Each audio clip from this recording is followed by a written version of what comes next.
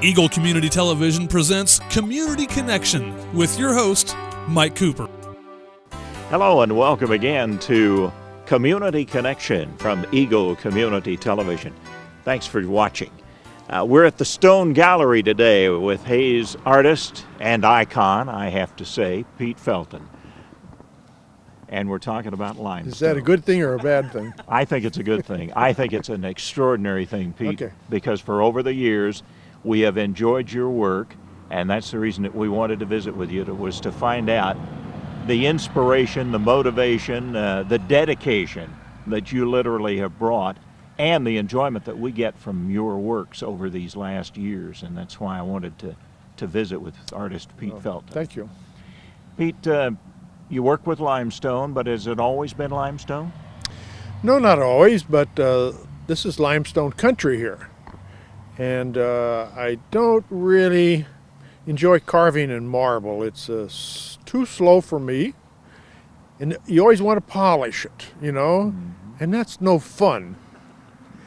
So limestone is, most of the sculptures in the world are made out of limestone because limestone is a more predominant stone.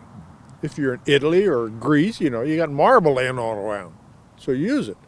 But limestone is just sort of like really fits in here. I love the way it goes with the greenery, you know, and it's just my choice. I really like it. It's a natural, isn't it? Yeah, it's right here.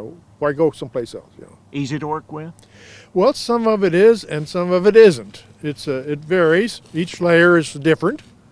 Some of them have great big fossils in it, like our local stone, and some of them, they're so small you don't even see them. Some of them's hard, some of them are in layers. You know, everyone has its own little problem.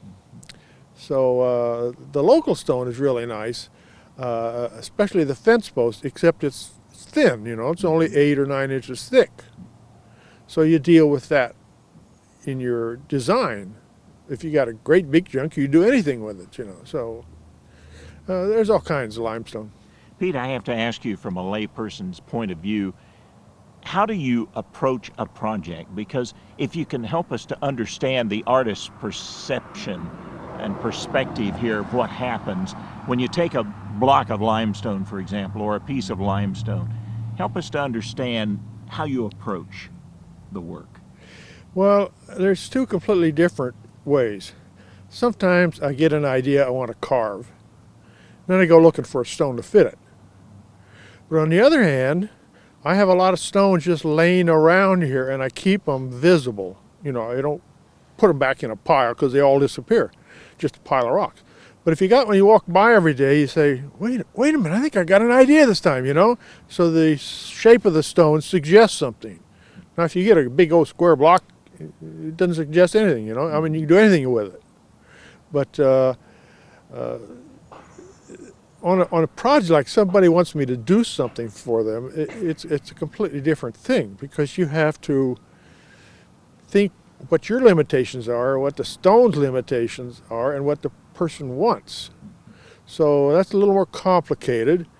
And I often just stew on it, you know. I say, no, wait a minute, how can I do this, you know?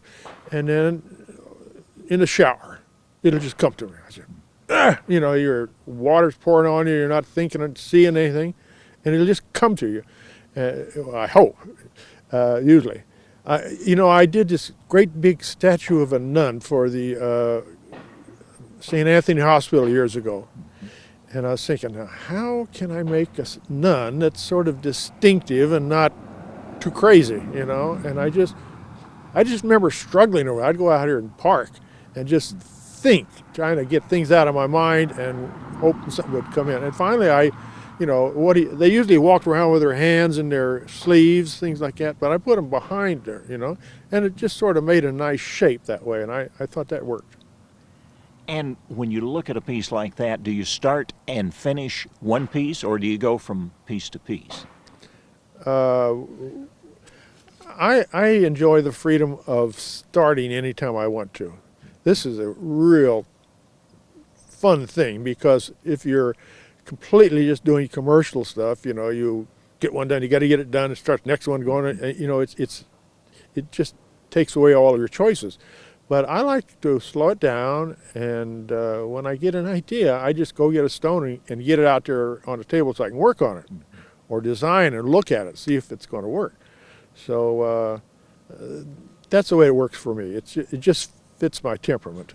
You mentioned some of the commercial and some of the things that we've really enjoyed throughout the city and throughout the area, Pete.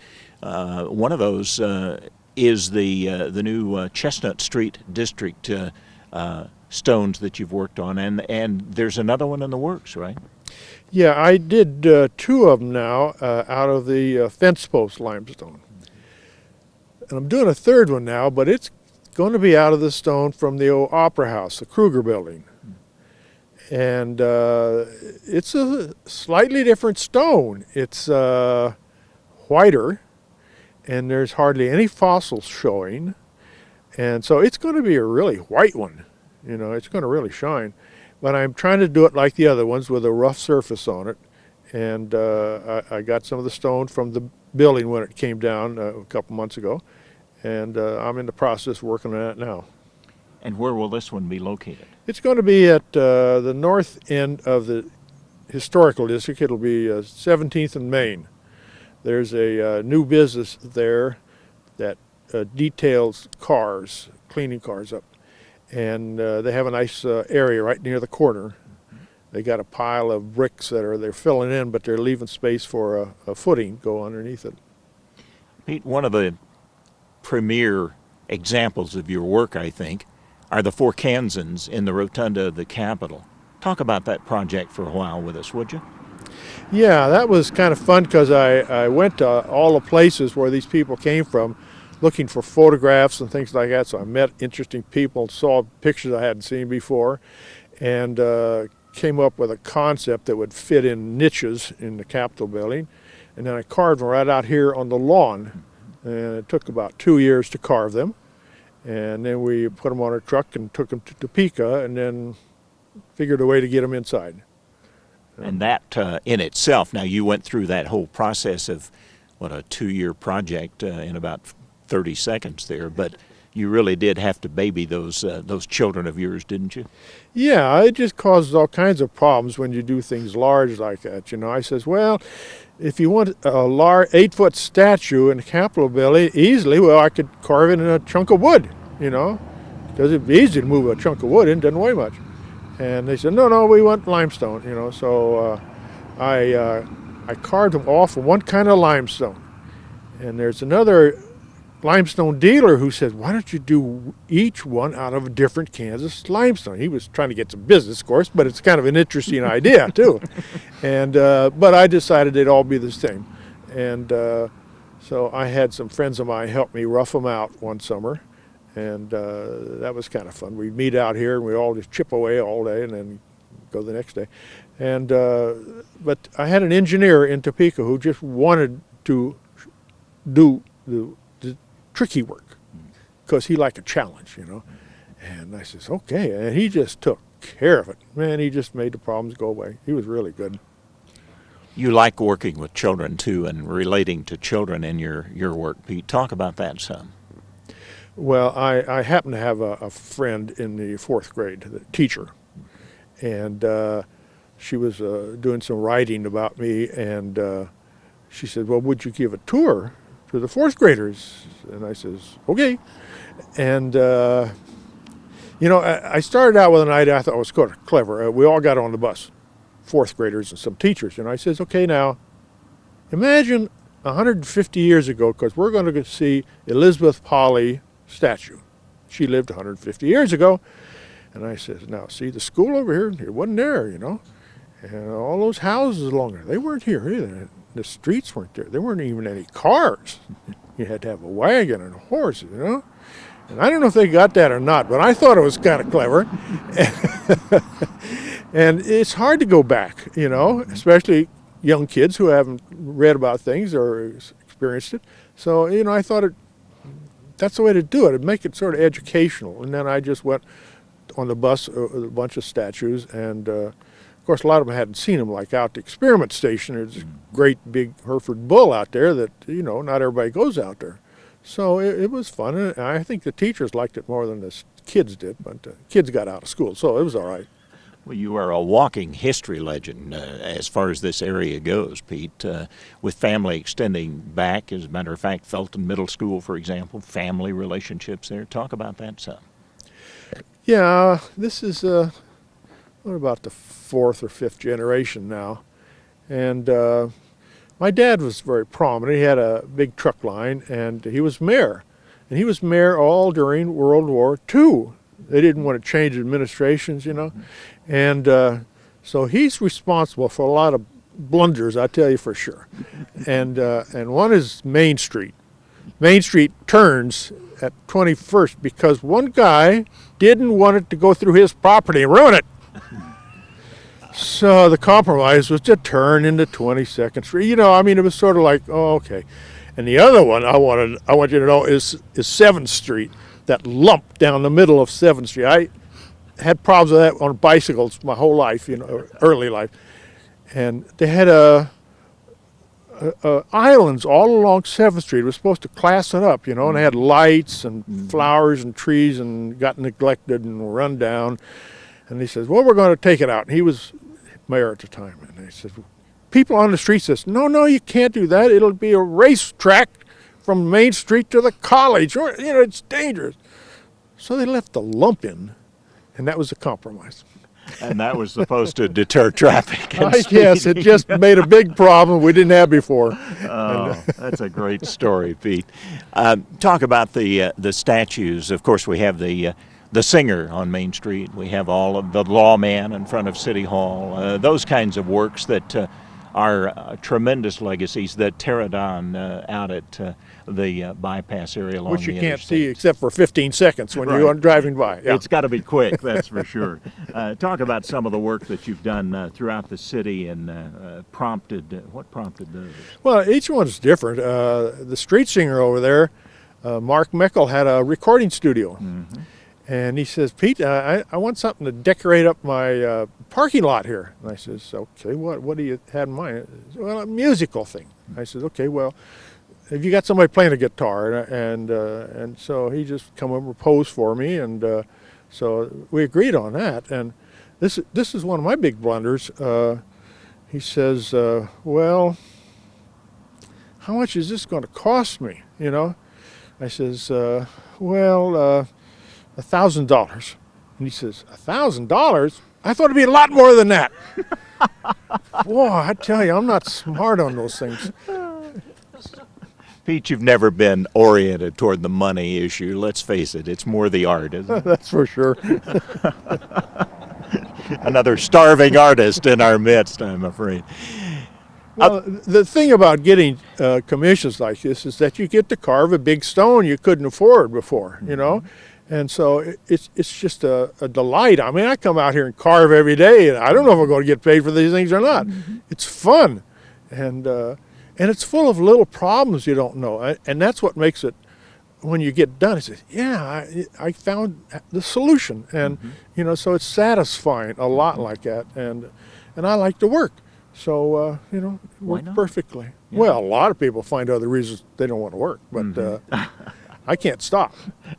And it's those aha moments that really make Oh, it yeah. worthwhile, isn't it? Yeah, you never know when an idea is going to come to you. So I always have paper ready just to sketch it down, because if you don't sketch it down, it goes away. You say, what was I thinking about? What was that, you know?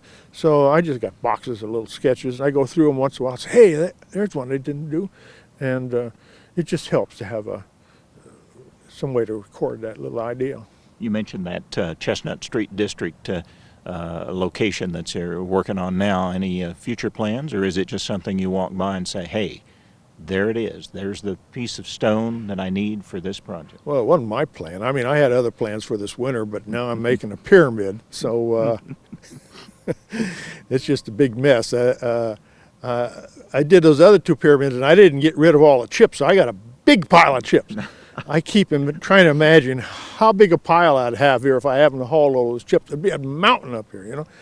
So this time I'm breaking them up as I go along, and I use them to fill potholes. It works real good. But you're still going to have to some of the leftovers from the Kruger building. Yeah, the city brought me a really nice selection of stone, and so I went through it all and picked out the ones I could use, just I think enough, and I have a lot left over. So anybody wants a little nice piece of that opera house, why, come to me. What about influences, Pete, in your past? I always like to ask artists who or what were their influences. Well, I'd never seen anybody carve anything in my life. And I was taking a painting course at the college, and I just didn't seem to be able to think in color. So I said, well, I'll go out and get me a rock. And I found out I could carve rock. And it just solved all my problems. I didn't know what I was going to do with my life. And I says, now this is just right, it's mental and it's physical, combination. And so I just started looking around, trying to figure out how you carve stone. And my dad had a truck line, and so he really knew about moving weights. And so we'd go out to the old quarry and pick up the biggest rock I could find, and just see what happens, So then I got a commission to do this Buffalo Bill statue in front of this, what's in front of the library now. And two guys came up to me. I've just been carving for about 4 years. And they said, we hear you're a sculptor. We're going to have a Buffalo Bill statue done in Kansas City. Would you care to give us a bid for your services? And this is how much you paying them. And they said they were paying them $1,000. I said, I'd do it for $250. That was a hard rock. Let me tell you, not only cheap, it was hard. So, I can underbid because I don't have any overhead. There you go. You underbid again on that project, didn't you? I think so, yeah. So this got the carving started then, and of course, obviously, as you progressed with each new piece, you were in a learning process, I assume. Oh, you're always learning, but the thing is that it fit in okay, and people liked it. And so, a lot of artists feel alienated when they start out, but I didn't. I was, people were giving me ideas and supporting me, and so, I just fit right in. Pete Felten, Hayes artist and icon. And don't stop, will you? Because we so much enjoy the work that you're doing now, the work that you've done in the past, and we'll continue to enjoy it. So keep up the work, if you would, Pete. Thank you very much. Pete Felten, our community connection from Eagle Community Television. Thanks for watching. Thanks to our producer, Jeff Durall.